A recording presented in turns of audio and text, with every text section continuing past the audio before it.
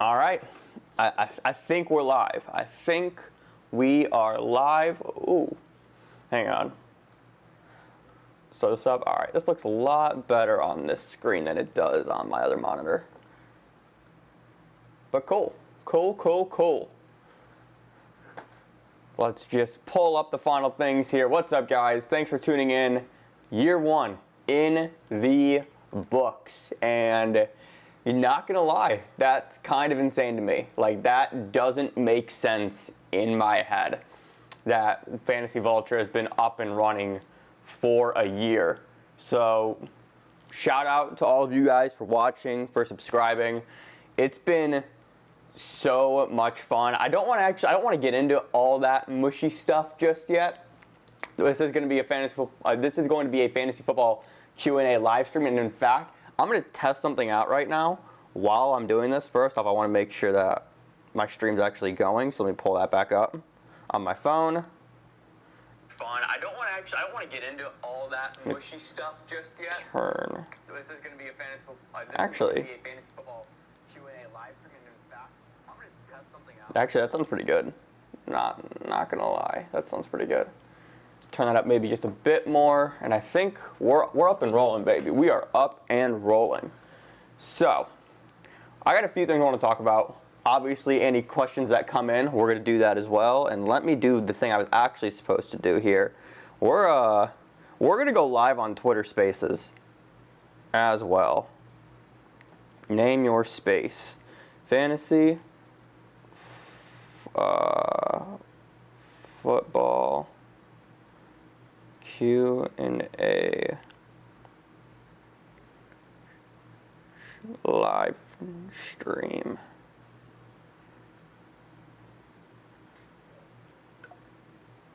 Yo, is this thing on? Hang on. Test. I think we're rolling. So we got this going now on. Get more people to join. How do I share this? Share via tweet.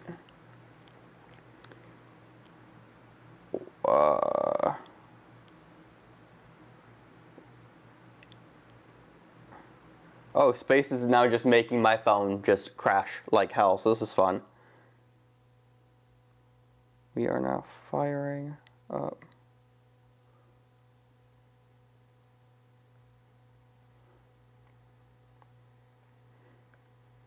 Alright, so tweeting from Spaces is not ideal. Okay, this is up though. We up? I think so. So we're going to set the phone down here. We're live on Twitter, live on YouTube, and with that being said, like, let's just fucking get right into it. Let's adjust the camera here real quick. And I think we're ready to roll. So, few things first. I have no idea how well my internet is going to be able to take this. I can already hear my computer start to bug and turn. We should be good though, not too concerned about that. If it catches fire, it catches fire. Like, what's the worst thing that happens? I am curious though about the fact that in my old house, we had the internet monster come up and appear and basically just turn the entire stream dark periodically.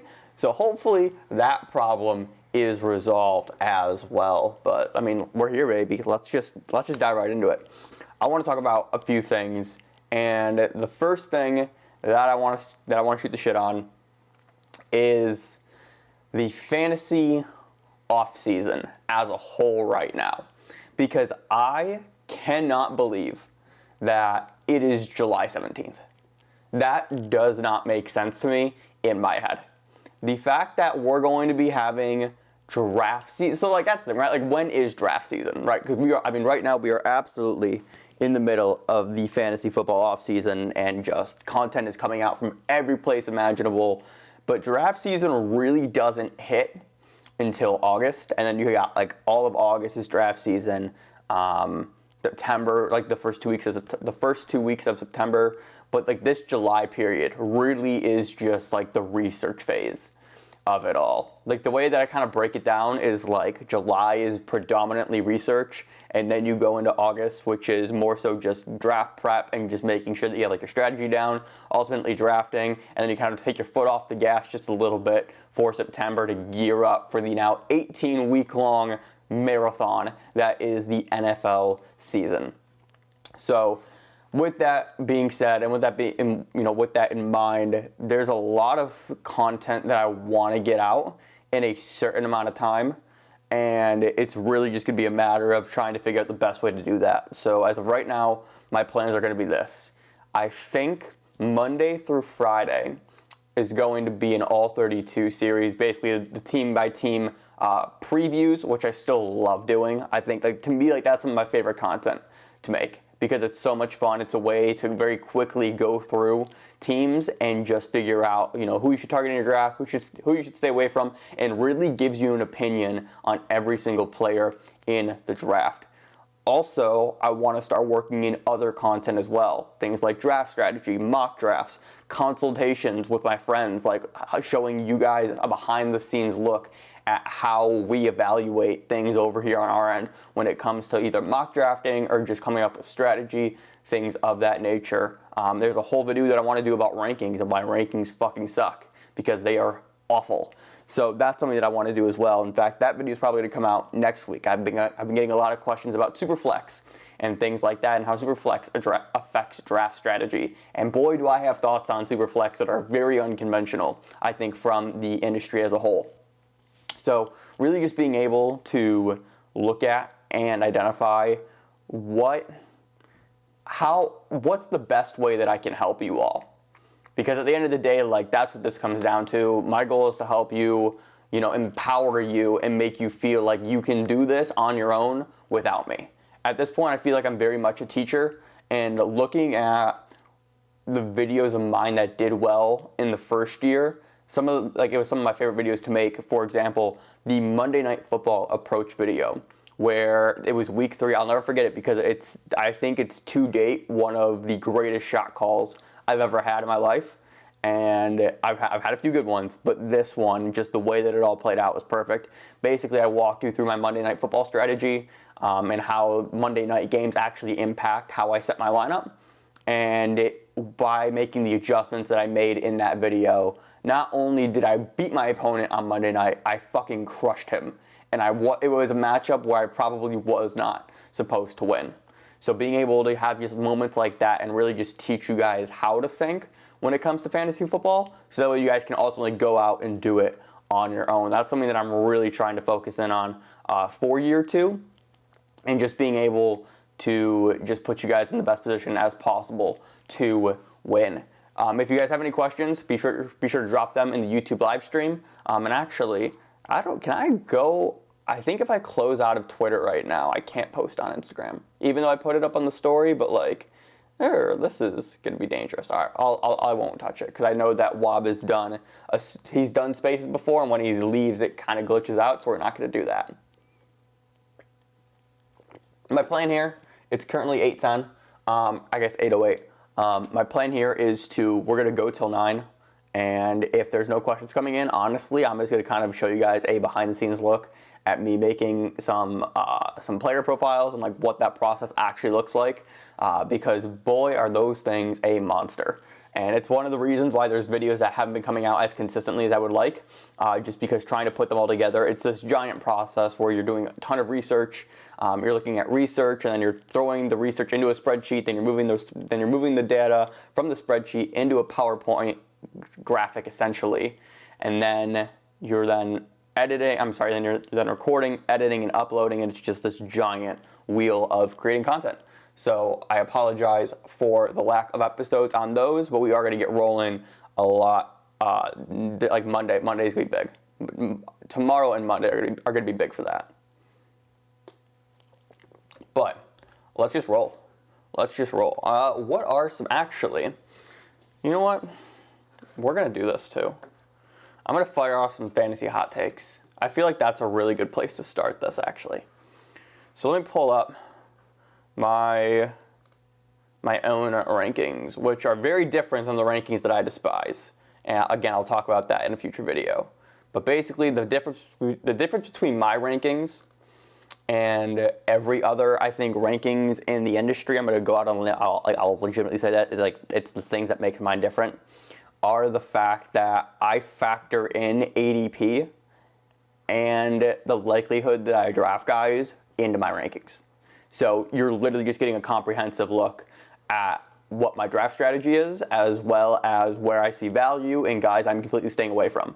Like, for example, like this, I don't know what to do with him, but like he's buried in my rankings right now for a reason, and he's a guy that we're going to be talking about in a video soon, like Odell Beckham. I have Odell Beckham right now as wide receiver 59, and yes, that is a bit hyperbolic, but like that just shows you how far off I am on Odell. When it's all said and done, he's probably going to move up to, if I had to ballpark this right now, probably like wide receiver 30 or so, just looking at who I have kind of in that area. So like that's around the DJ Chark, Deontay Johnson, Jarvis Landry, Nelson Aguilar range. Like that feels about right for Odell. But like the fact that I have him right now at wide receiver like 59, it's like, no, I don't want Odell whatsoever this season.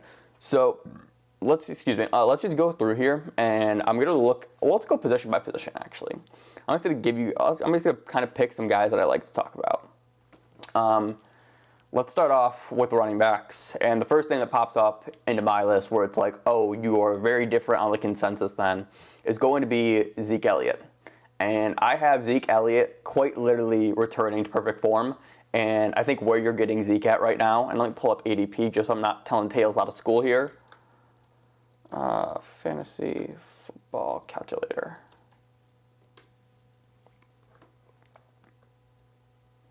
Right, okay. So, is this position all? What's good, Mikey? We're just shooting the shit here on fantasy. Is this ADP? Teams, 12 teams, half point, cool. So, first thing that I want to bring up here that I'm super high on is Zeke. Everyone is kind of, this is the year for Zeke where you have to pick what side you're going to be on. Like, do you think that Zeke returns to form? Do you think he's going to be the Zeke that we had last year? And for me, Zeke is absolutely going to return to form. And the fact that you're drafting him currently in the middle of the first round, where Zeke, by and large, has always gone top 3 or 4 every single year for the past, 5 seasons or so, is insane to me. I have Zeke currently as my running back 3, and I'm such a big believer in this Dallas Cowboys offense. Like, this offense is one that I'm trying to target an absolute fuck ton this year. Being able to just look at what this offense was with Dak. Dak gets hurt, Dak's coming back, and like I feel like that if Dak plays a full season last year, like we are buzzing about this offense. And I feel like that we aren't at that point yet right now because Dak got injured. And so we're waiting to see how Dak's going to bounce back. And it's like, dude, like, we fucking know how this is going to work. Like, this is one of the best offenses in football. They hung points on everybody last year to start the year when Dak was healthy. Dak was QB1, and I think that's going to be something that's very, very apparent this season, the amount of points that this team is going to score. Another guy that I want to talk about, I mean, I've talked about him forever, and by forever, I mean I've talked him up for like the past 3 weeks. Clyde Edwards-Helaire is the best value in this draft. And if you missed this Chiefs video, I'm just going to quickly reiterate why that's the case. Simply put, this was a guy that we thought had top 5 potential last year. We were drafting him inside the top 5. He starts off fine. Like, if you look at his game log for like the first 5 weeks specifically, he was fine. Pretty good, actually. Like, he had multiple games of 15-plus points, 20-plus carries. Like, he was their guy. And then they bring in Lev Bell, and that just kind of threw everything off. And so Lev's gone, Damian Williams is gone, and you just have Clyde here, who, running back in an Andy Reid system, we know how well that works out. Pass-catching running back. High offense equals high rushing touchdowns. That's just kind of like how this works. If you're a top scoring offense, you're gonna score points on the ground as well. And then also, just there's nobody back there, and you're getting him at a value now. You're getting him at an absolute value in that 3rd round, and this is a guy who could still finish in the top 5. And his current ADP was, if I'm looking, so he's gone up a round. He's now 207. He was 304 earlier when I made that Chiefs video, but like the point still stands is, you were spending a top 5 pick on this guy, and now you're looking at, in that second round, if you want to start off with another good running back in the first, let's just ballpark here. Honestly, you want to go Zeke and CEH to start your draft? Like, that's pretty fucking good. Pretty fucking good if you ask me. You can also pivot around that if you want to go, like, if you wanted to, that's the thing. The only, like, when you're looking at this, it's weird with how do you pair Clyde if he goes in that second round. Because there was a lot, like, there was a ton of value getting him in the third, because that drop off from a top 5 pick to going in the middle of the third is just fucking insane. But now, with him going at 207, you're very limited. It looks like that you would go running back with rounds 1 and 2. Because otherwise, if you go Tyreek or you go Travis Kelce and then Clyde, I mean, you can run multiple Chiefs. Like, that's definitely a thing. But is it the best thing for you? Debatable. I'm not entirely sold on that. Another guy on my list that I want to talk about, Myles Gaskin, I'm still incredibly bullish on. Like, we just saw it last year. And yes, Changeli's out of there as OC, but to be honest, like, Myles Gaskin proved to me enough last year that he is a very capable NFL running back. They could trade for James Robinson, or they could bring somebody else in, but as of right now, that's not the case, and this is going to be the Myles Gaskin show, in my opinion. They bring in Malcolm Brown. I really don't give a shit about Malcolm Brown. Malcolm Brown's done nothing for fantasy relevance for the past 4 years. So Myles Gaskin, to me right now, is what I classify as a league winner. Being able, where's his ADP at right now? Like, you're getting Myles Gaskin in the 4th round. Myles Gaskin was on pace last year. Do I have the adjusted finishes? Let's pull this up. Because I think Myles Gaskin, if my memory serves correct, Myles Gaskin would have been a top 12 running back last year had he not gotten hurt. Let me vet that, though, real quick. Yeah, Myles Gaskin last year, if he doesn't get hurt, finishes at running back 12. So, like, you tell me why this guy's being drafted in the 4th round at running back. What running? Myles Gaskin is being drafted at running back what?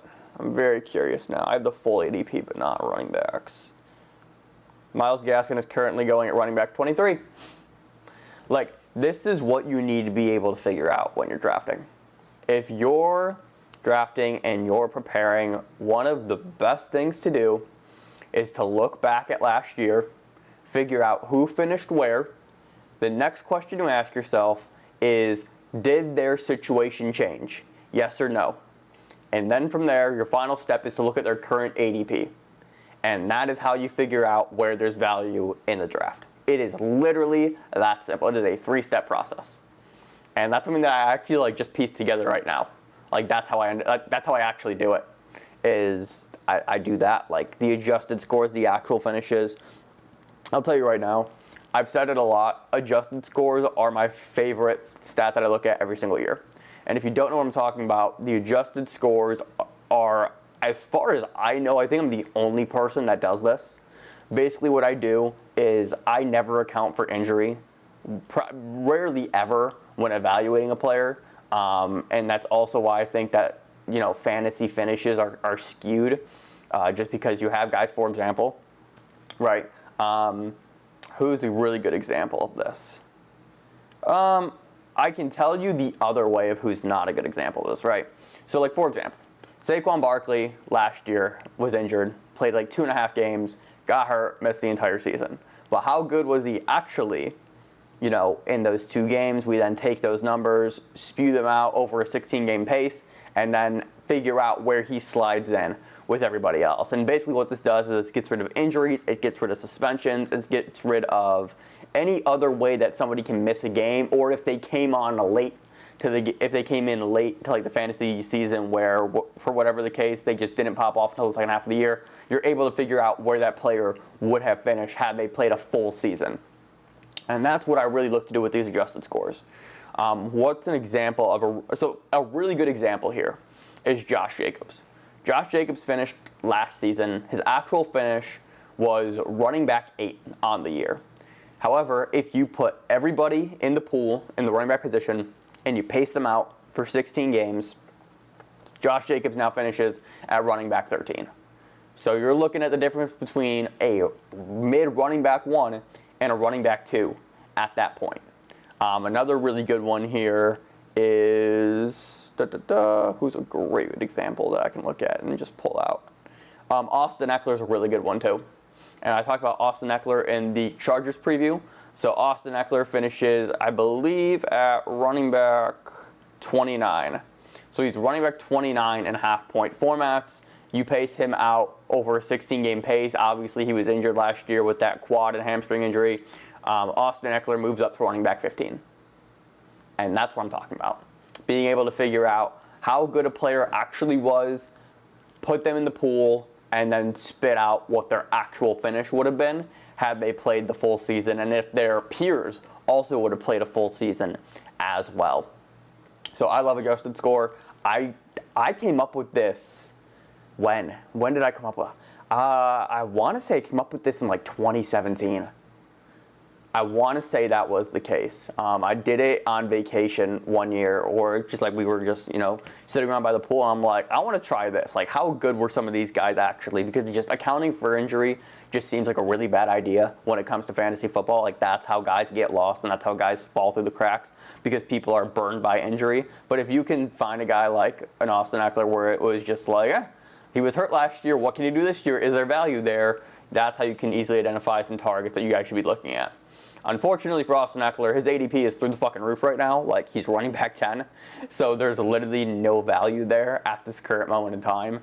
And that sucks. That sucks because Austin Eckler has traditionally always been a guy that you can get at some kind of value. I know last year he was in like that second round. He was kind of like the same spot last year, right? But I was actually really hoping that with the injury and all that, he would drop just a bit further down this year. I would love to get Austin Eckler in like that 2-3 turn. Oh, that would be such a treat. That would be such a fucking treat. Another guy who, let me pick one more running back here.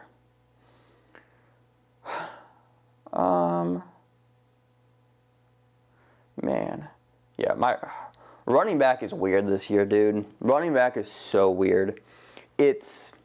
Running back looks deep, but once you get to a certain point, they all really just blend together, and I have no idea what to do with any of them.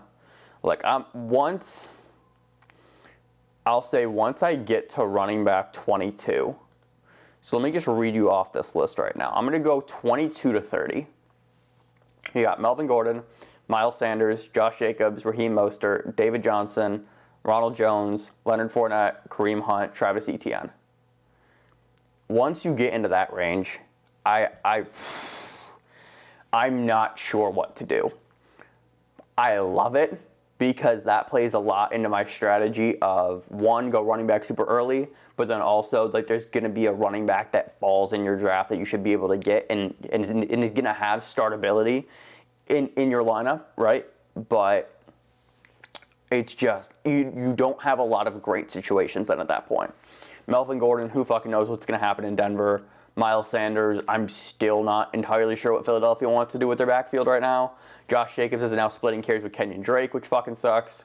Raheem Mostert is in the final year of his deal, and we all know what happens in San Francisco with the running back when you're spinning the wheel pretty much every single week. David Johnson signs a restructured deal in Houston, but Houston brings in Mark Ingram, Phillip Lindsay, and Rex Burkhead as well this offseason, so who knows how that situation's going to play out. Ronald Jones and Leonard Fournette is really just depending on the week. We saw that last year where Ronald Jones without Fournette was great. With Fournette, you're doing a coin flip essentially, and Fournette was actually only really playable in about 3 games last year before the Super Bowl run. Kareem Hunt, I have Kareem Hunt stupid low, and that's actually on me, to be honest. I need to move Kareem Hunt up. I have him right now as running back 29. Where did Kareem adjust? What was his adjusted score? I mean, Kareem's adjusted score last year was 21, so I'm not entirely off, but you look at where Kareem Hunt's currently being drafted, which is running back where, actually? That can't be right. Yeah, Kareem Hunt's running back 24 right now. So I'm a bit down, but not as down as I actually thought I was. Like, where do you move Kareem Hunt? If you're in half-point formats right now, you're moving Kareem Hunt where? Like, are you drafting Kareem Hunt ahead of Ronald Jones and Leonard Fournette? Like, I'm not. Like, that's the thing is, if you look at the way my running back rankings are really structured, it's like I'm looking for guys who I know are going to get opportunity. And that's not to say that Kareem isn't, because I know he's going to. But with Kareem Hunt, like, Nick Chubb is the dog in that backfield. And Kareem is valuable, and Kareem is valuable for his own set of ways, and especially as a pass-catching running back. But you can see here now, like, as we're going through, like, that next tier of lists, so, like, 29 to, 37, let's just say. Kareem, Travis, Damian Harris, James Conner, James Robinson, Kenyon Drake, A.J. Dillon, Chase Edmonds, Latavius Murray. The majority of that list are the backup running backs on their own team. And I'm always going to be the guy that takes the primary back first, and then I'll look into taking the secondary, just because I want guys who are going to get the ball. Like, that just makes logical sense in my head, and that's how I draft running backs. So I'm not, like, Fournette, I think, now that I'm looking at it, I mean, Fournette is the first backup running back I'm taking off the board, and that's just because I think Leonard Fournette's a really fucking good running back and is in a great offense and with the opportunity to get in the end zone quite often, as we saw last year with the Super Bowl run. So that's why I have, like, these rankings structured the way I do, is just because, like, I'm not going to spend up on Kareem Hunt. Like, just spending up on a guy that plays 40% of snaps feels like a really bad idea. Like, let's actually walk through that. Nick Chubb was hurt last year. So how do I want to pull this up? Let's do this. I'm pulling up Sleeper.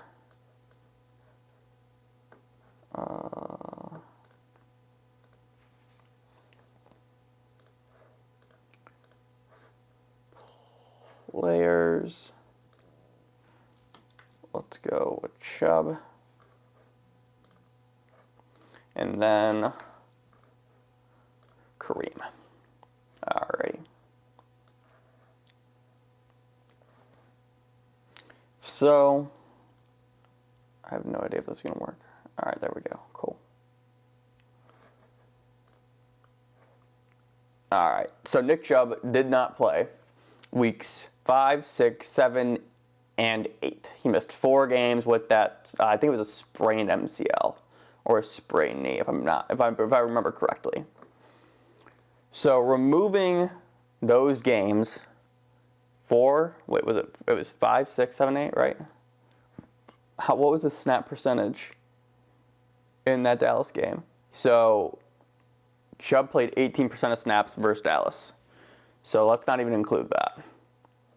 So 4, 5, 6, 7, 8 are the games that we are removing from Kareem Hunt. You had 9 points versus Baltimore in week 1. You had 23 in week 2 versus Cincinnati. I think that was the week that he got in the end zone twice. He did. Week 3 versus Washington was 13.5. And then we scroll back down here past the bye week to weeks 10. And, like, double digit, like, consistently double digits. That's fine. But you have to look at how those came. And when you're looking at the attempts here, like, I mean, 6 carries, 7 carries, 4 carries, 10 carries. Like, you're looking at single-digit attempts from a running back, and the saving grace here is the fact that he's used in the pass game. But is it enough consistently to help you in your fantasy team? And, like, that's just something that I don't have the answers to, where I don't want to run that risk, and I don't want to be the team that runs that risk.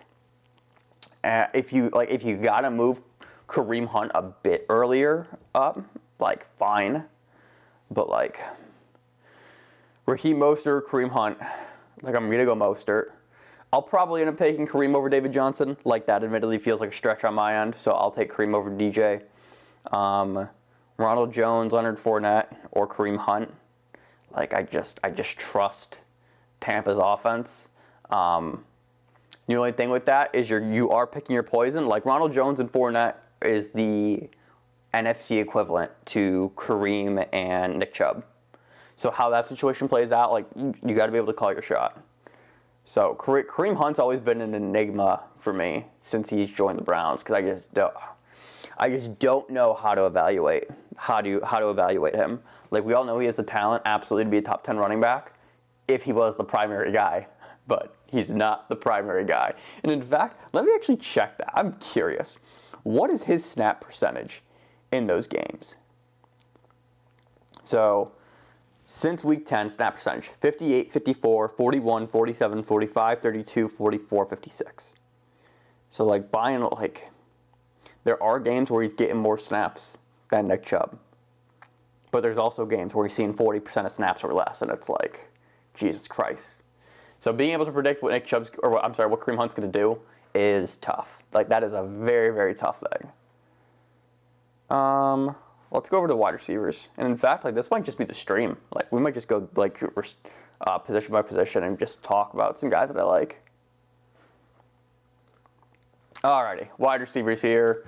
Who do I want to talk about? God, I'm going to say it. I said this before. There are a lot of good wide receivers in the NFL.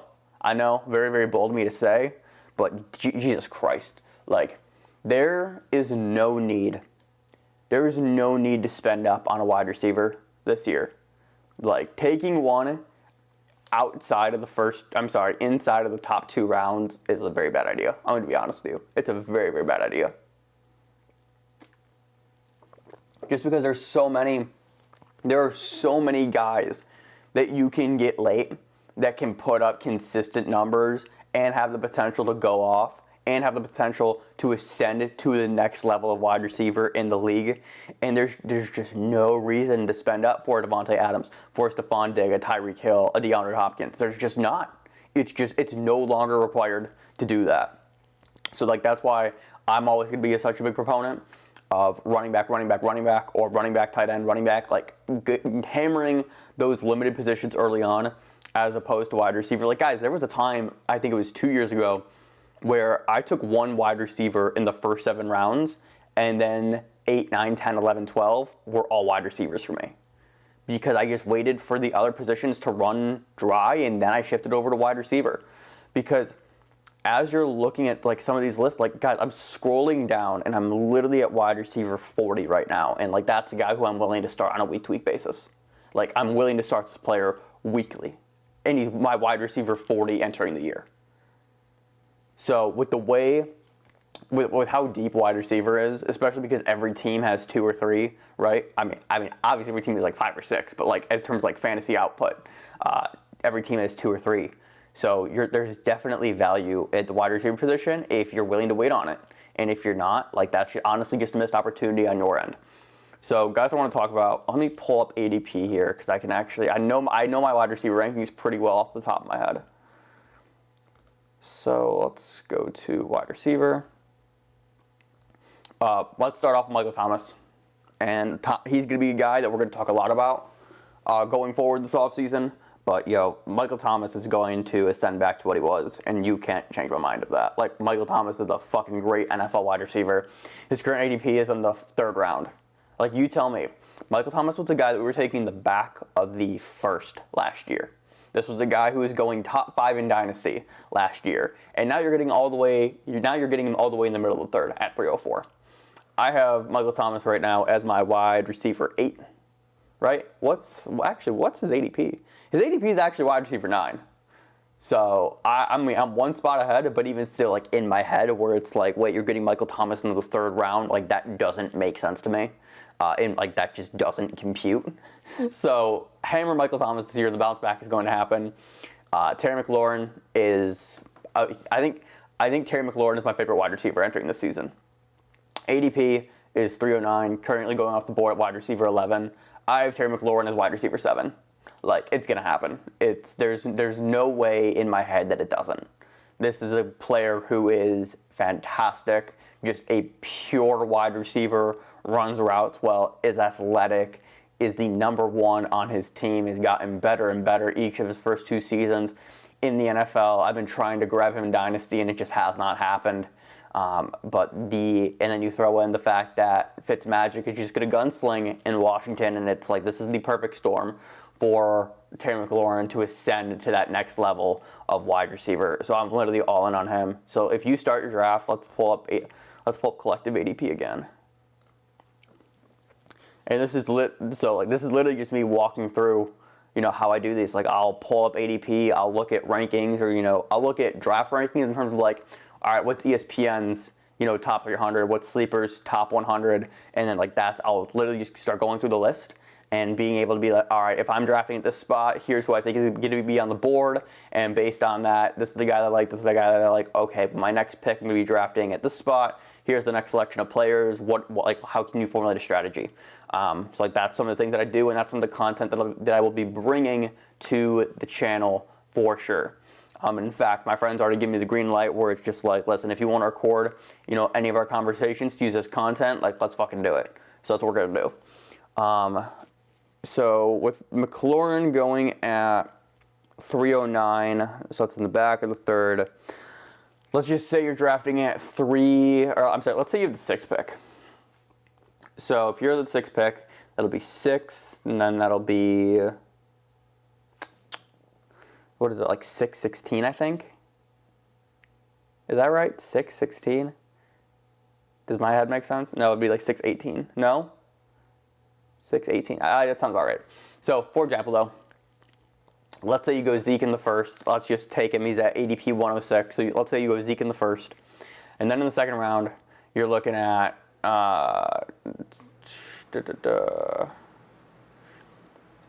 the second round, honestly, like you could let's just use the example here, dude. Honestly, let's go Zeke and Clyde 1-2.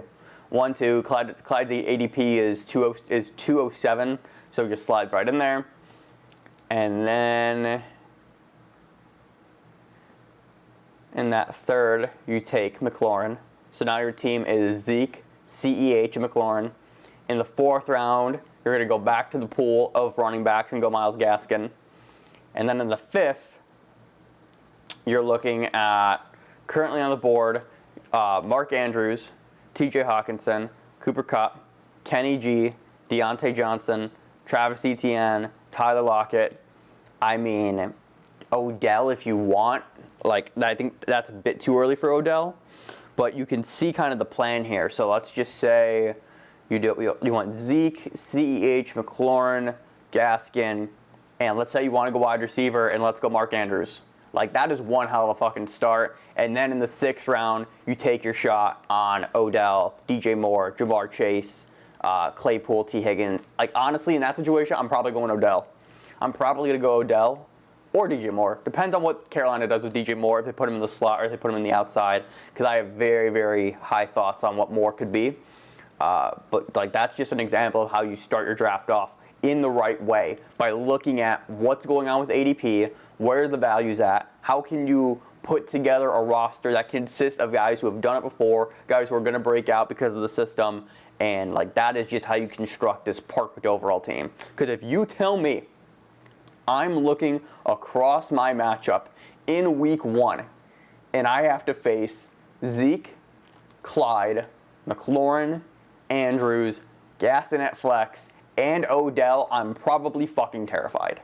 And that's one of the things that I've really come around to trying to do when I'm building out my teams. Yes, I try and go for depth, and I'm always somebody, I will preach depth in fantasy football to the day I fucking die. But there is something to be said about having a team based around getting juggernauts. I guess there's something to be said about building a team to be a juggernaut. And where you're looking across, your opponent's looking across the field on Sunday and thinking, how the fuck am I going to beat this team? And trying to assemble a super team is honestly one of the things that I've actively been trying to do more and more of every single year. Like, I want my team to put the fear of God into you when you have to play me. And that's something that's really helped my drafting, I would say, for sure. So that's a little pro tip for you when you're trying to figure out how to draft and mock drafting and things like that. Let's go back to wide receivers.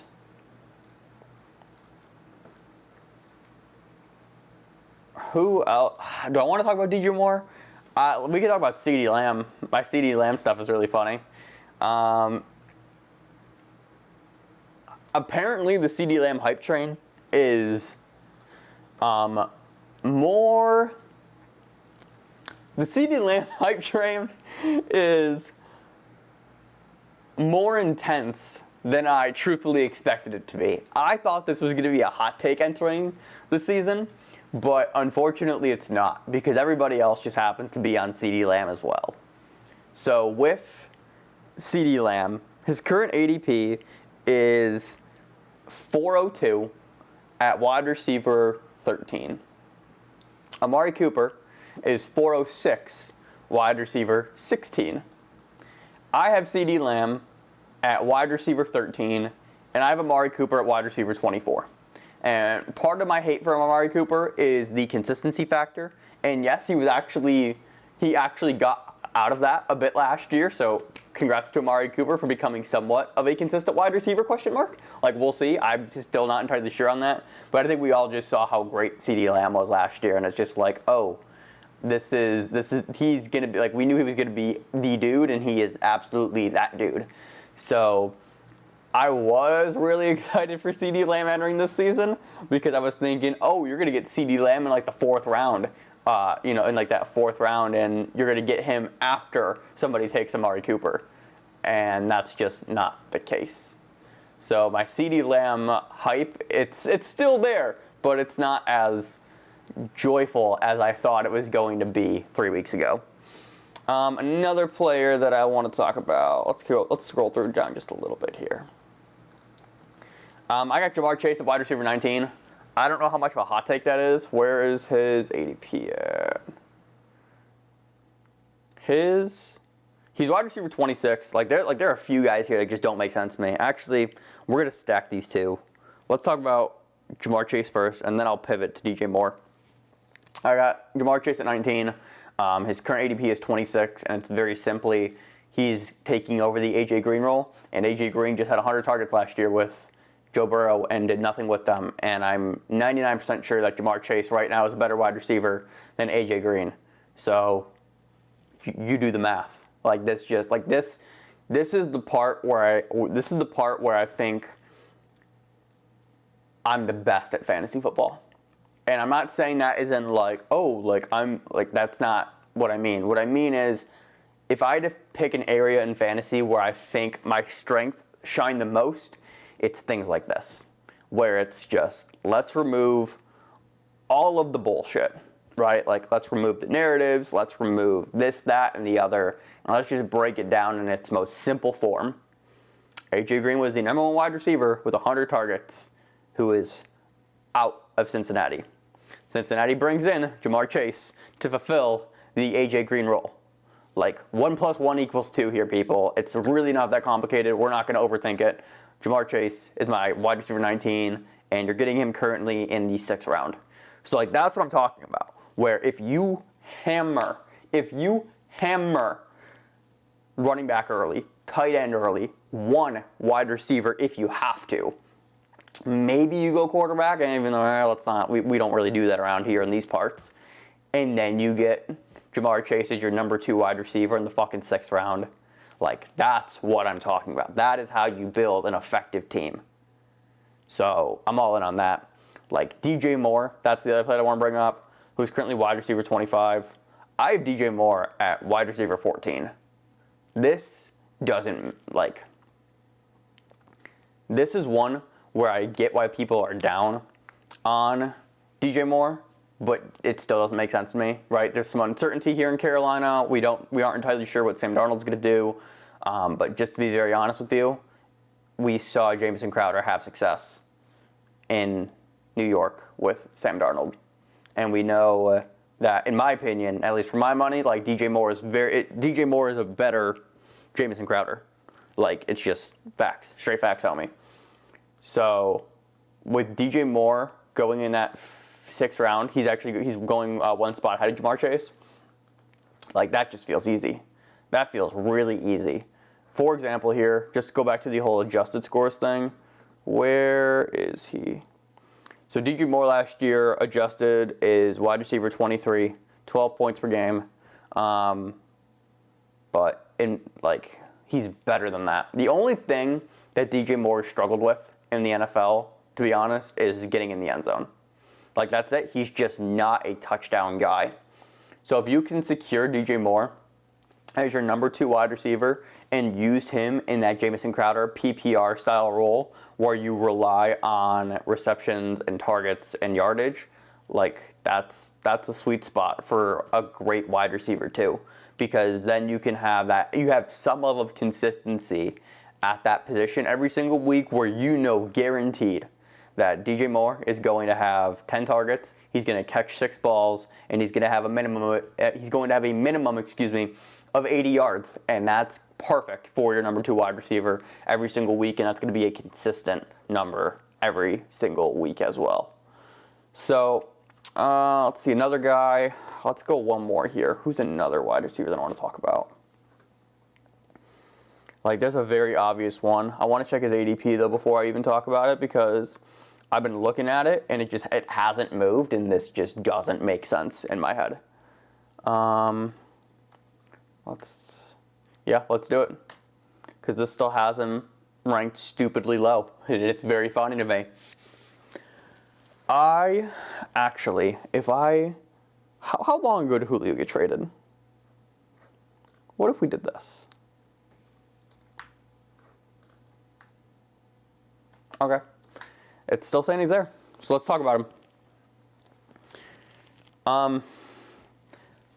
There was one other name to bring up in the Julio Jones trade. One other one that people just seemingly have not talked about. And why they haven't talked about it, I don't know. I really don't understand this. And that is Russell Gage.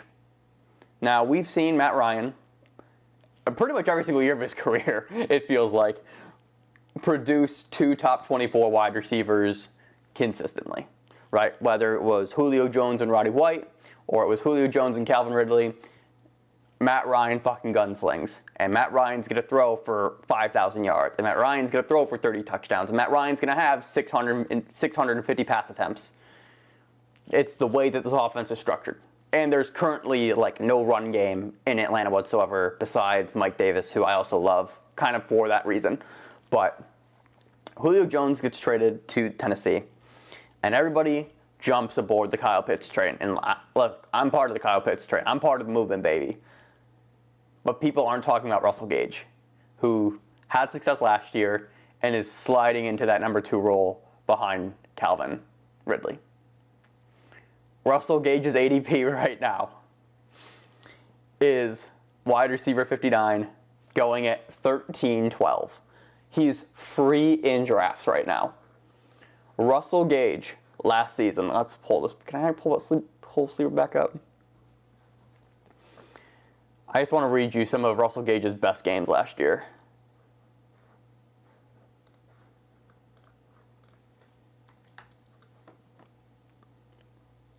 One momento. Russell Gage last year. Week 1 versus Seattle, 15.9. 12 targets, 9 receptions, 114 yards. Week 2 versus Dallas, 9 targets, 6 receptions, 46 yards, and a touchdown. And then you close out the year, Week 13 versus New Orleans, 8 targets, 4 receptions, 51 yards, and a score. Week 14 versus the Chargers, 7, 5 receptions, 82 yards. And then you also have Week 15 versus Tampa Bay, 10 targets, 5 receptions, 68 yards and a touchdown. And then you have Week 17 versus Tampa, 11 targets, 9 receptions, 91 yards, and a touchdown. And that was him as the wide receiver 3 in Atlanta last year. He's now the wide receiver 2 in Atlanta this year. Do you see what I'm saying here? Like, I don't understand how he hasn't moved up yet in terms of ADP. Like, this just feels dumb. Remember when I said 10 minutes ago with Ja'Marr Chase, let's break this down on a very simple level, and that's how we figure out guys to target. This is what I mean. This is what I mean. Again, wide receiver 59. There's no way that's right. If I check fantasy, I want to vet this. Fantasy football ADP. All right, let's go over to Fantasy Pros. Let's see what they have to say.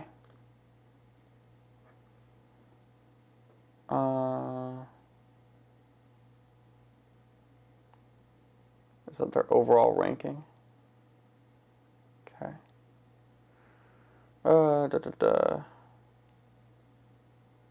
Wait a sec. Let's go to overall. Okay. Command F, Gauge. Where is it? Yep. Russell Gage right now. Wide receiver 66. Rank 183. Average ADP is 196. Make it make sense. Make it make sense. Like, that doesn't. That's... If we... that makes my head hurt. So either I'm missing something when it comes to Russell Gage, who played really well last year in his limited role as a wide receiver 3, or this is just another great shot call. Because I currently have Russell Gage as wide receiver 27. Like, that just makes sense in my head. And yes, Kyle Pitts is going to come in and absorb a ton of work as well, but listen, man, you run 2 wide receivers for a reason. Easy. Easy. Like, what are we talking about here? Julio's gone. Somebody has to step up. You shift guys around. Same quarterback. Sure, Arthur Smith's there, and the offense is going to be a bit different. Not too concerned about that, because when you have Matt Ryan in a run game, you tend to just fucking throw the ball, right? So I'm all in on Russell Gage this year. It's 8:51, so let's go over a few more guys here. Tight ends. Is there anybody of note that I really want to talk about here? Gotta be honest, not really. Like, we can talk about Kyle Pitts, but I've spent enough time doing that, and I'm actually lower on Pitts in redraft than I thought I was gonna be. Just because that ADP is astronomically high, and the difference between the difference between redraft and dynasty is quite a bit, gonna be honest. Just because it's different when you're spending a 5th-round draft pick on Kyle Pitts, who hasn't played a snap in the NFL, compared to you get him 1st overall in Dynasty, where you have his entire career. So it's really just, it's just different league formats. Troutman, just briefly, let's just talk about him. The sample size isn't there, but by all accounts, and by pretty much every single tight end metric, he was great last year, especially ranked in the PFF system.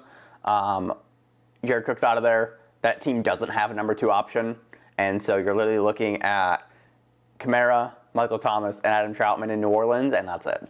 So I have Troutman at my tight end 9, and he's actually a guy that I scooped up in Dynasty because I'm a believer in him this season. Other than that, like, dude, tight end last year we thought was deep, and then it tricked us. It was that fool's gold, and I'm looking at it again now. And I feel very similar. I talked about Jared Cook in the Chargers preview, so go check that out for what I have to say about him. But that's another guy that I'm pretty much targeting as well. You need to decide if you're in or out on Jared Cook in terms of like his age and is he finished and what was last year. And for me, like, I see it. I see it very similar to what we've been saying about some of these guys just replacing others. And Jared Cook comes in and replaces Hunter Henry, who had almost 100 targets last year. So that just feels like stealing, in my opinion, and Jared Cook is being buried right now in the tight end rankings. And if you guys are all big believers in this Los Angeles Chargers offense and Justin Herbert going in the fucking 5th round now at this point, you need to be believers in Jared Cook by association. So that's my take on that. Quarterbacks here. Who do I want to talk about? I kind of already shit on Justin Herbert just a little bit. Jalen, I don't want to talk about quite yet. I'll talk about Joe Burrow. I'll go back to the Bengals.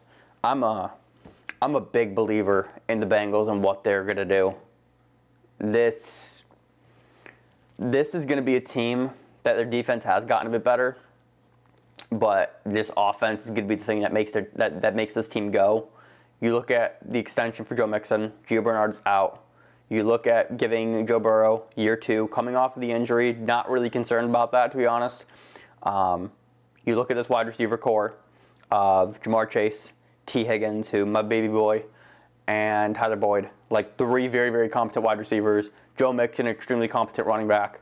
And then you also have Drew Sample at tight end. We'll see what happens there. But knowing that this offense is going to be the thing that makes this team go, and we know how good Joe Burrow was last year, it kind of took him a while to get the ball rolling, and it's really unfortunate that he did get hurt when he finally started to piece it all together. I got Joe Burrow right now as QB9, and I'm not sure how much of a hot take that actually is, so let's find that out right now. But I know for sure I have Joe Burrow ahead, several spots ahead of Justin Herbert. So that at least says something. This says Joe Burrow at QB12, so I got him at QB9. My rankings are not awful. Like, quarterback this year is also just very, very weird.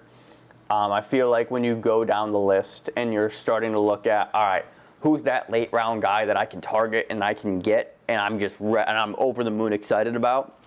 Not entirely sure. When I'm looking at this list, like, who jumps out to me? Tannehill at QB13 is definitely one. Stafford at QB11, you're getting, like, that's the thing, I personally like getting my quarterback as late as possible. Remember, you're talking to the kid last year, the dude last year, who I took Gardner Minshew with my last pick. And that was my quarterback for the first 2 weeks. And then I also had Tannehill. I picked him up before the season started. And, like, that's just how I like to play it. Like, I'll find the guy that falls. I know how replaceable QB is. I can stream if I have to. And I'm totally cool with just waiting. I am totally cool just waiting on quarterback. So going through this just a little bit, like Fitzpatrick in the 13th round, I don't hate that. I don't hate that. Like, you're giving Ryan Fitzpatrick, Terry McLaurin, and Curtis Samuel, and Antonio Gibson, and Logan Thomas. They draft De'Ami Brown out of North Carolina. So Fitzpatrick has weapons there in Washington. Trey Lance, depending on what happens in San Fran, is going at 14.05. I love that. Trey Lance is a top 7 quarterback. Where do I have Trey Lance at? I have Trey Lance as QB12 right now. Who's another one? I mean, fuck, dude. Like, Cam Newton is going in the 15th round. And Cam Newton was terrible last year. I get it. But Cam Newton is still a running quarterback that's going to do work with his legs. And it's one more year in that Josh McDaniels system in New England.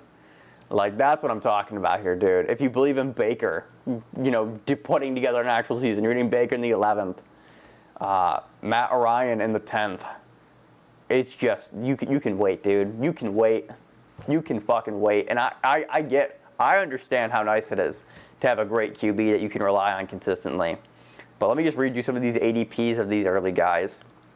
You got Mahomes going in 302, Josh Allen 401, Kyler Murray 408, Lamar Jackson 502, Dak 507. There's just not a need.